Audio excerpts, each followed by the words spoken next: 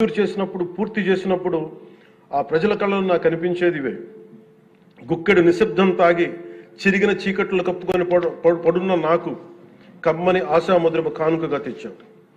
స్వాతంత్రం వచ్చి 7 దశాబ్దాలు దాటిన విద్యుత్ వెలుగులు లేని 17 కుటుంబాలు చెంది ఒక మారుమూలన గిరిజన గ్రామానికి ₹1,00,00,000 పైగా వెచ్చించి 17 కుటుంబాలున్న గ్రామానికి 9.6 కిలోమీటర్ల మేర 200 పైగా విద్యుత్ స్తంభాలను పాతి ట్రెడిషనల్ పవర్తో పాటు పిఎం జన్మన్ పథకం కింద సోలార్ విండ్ ఎనర్జీతో పాటు హైబ్రిడ్ విద్యుత్ వ్యవస్థని ఏర్పాటు చేశాం అధ్యక్ష. ఆ విద్యుత్ వెలుగుల్లో గిరిపుత్రుల్లో గుండెల్లో నాకు ఈ భావన చాలా బలంగా తెలుసు.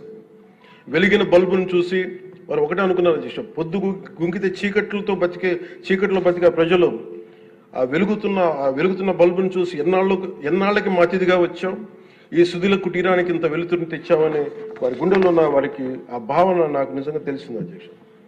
గౌరవ ప్రధాని శ్రీ నరేంద్ర మోదీ గారు వ్యక్తిగతంగా జల్ జీవన్ మిషన్ చాలా ఇష్టపడి ఎంతో బడ్జెట్ దాదాపు 191,011 కోట్లు ఆయన 1924 మధ్యలో ఈ జల్ జీవన్ మిషన్కి బడ్జెట్నిచ్చి ఈ దేశ సగటు పౌరుడికి కనీసం సరాసరి 55 లీటర్ల రక్షిత మంచినీరు అందించాలని లక్ష్యంగా ముందుకు వస్తే గత ప్రభుత్వం కేంద్రం నుంచి 27,000 కోట్లు కేంద్ర ప్రభుత్వం ఆమోదం తెలిపితే ఖర్చు పెట్టిన వాళ్ళు దాదాపు కేవలం 4,000 కోట్ల అధ్యక్ష. అందులో కేంద్రం వాటా 2,000 కోట్లు. 4,000 కోట్లు ఖర్చు చేసి పైప్ లైన్లు వేయడం తప్ప ఒక్క గ్రామానికి సంపూర్ణంగా నీరు ఇచ్చింది లేదు.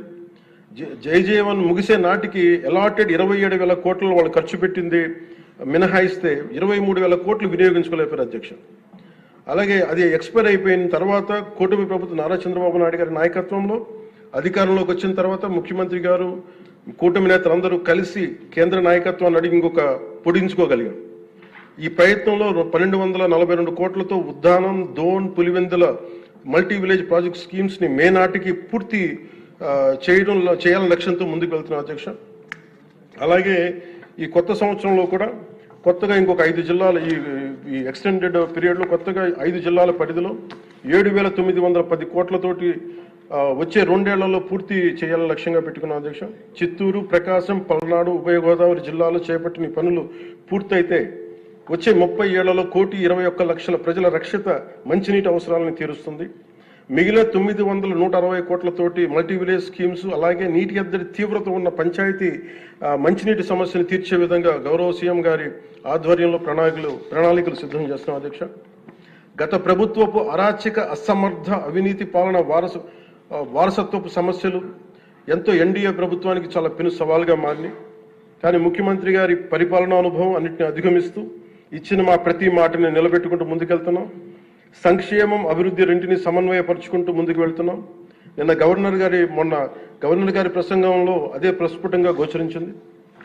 అలాగే ఈ సందర్భంలో గవర్నర్ శ్రీ అబ్దుల్ నజీర్ గారి వ్యక్తిత్వం గురించి ప్రత్యేకంగా చెప్పుకోవాలి అధ్యక్ష.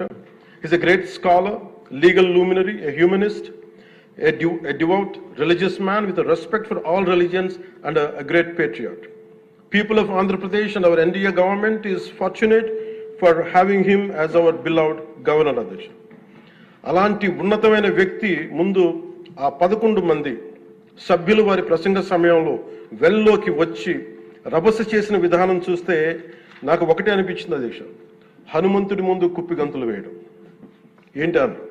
అలాగే 151 నుంచి 11 సభ్యులకి పడ్డ వారిని చూసి మనం అందరం కూడా నేర్చుకోవాల్సింది, గుర్తుపెట్టుకోవాల్సింది అది భారతరత్న వాజ్పేయి గారి మాటల్లో, democracy rests on one belief, and that is when leaders cannot solve the problems, the people will.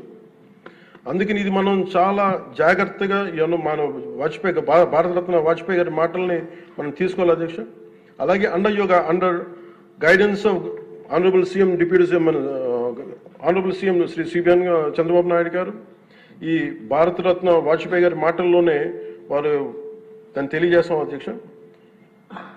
The challenges we are facing ahead, మనకున్న ఛాలెంజెస్ కానీ ఉన్న సమస్యలన్నింటినీ భవిష్యత్ వికసిత్ ఆంధ్రప్రదేశ్ దిశగా ఎలా వెళ్ళాలి అని అనుకుంటే అది వాజ్పేయి గారి మాటలను చెప్తాను అధ్యక్ష. It's no problem we cannot tackle, no challenge we cannot face, no opportunity we cannot seize. Jai Hind and జై భారత్.